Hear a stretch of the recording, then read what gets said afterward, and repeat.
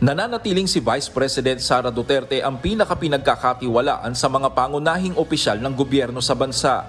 Batay sa pinakabagong online survey ng Tangere App, nakakuha ng 60% na trust rating si VP Duterte habang 52% naman ang kanyang satisfaction rating. Pero bahagyang bumaba ang satisfaction at trust ratings nito kumpara noong Marso. Si Pangulong Ferdinand Marcos naman ay may 56% trust rating. Bahagya ring nadagdagan ang bilang ng mga kontento sa performance ng Pangulo na nasa 43% mula sa dating 42% noong Marso. Mapapansin din na magkakapareho ang trust ratings ni dating Senate President Mig Zubiri at House Speaker Martin Romualdez. Ginawa ang survey nitong May 22 hanggang 25 na sinagutan ng 2,000 participants.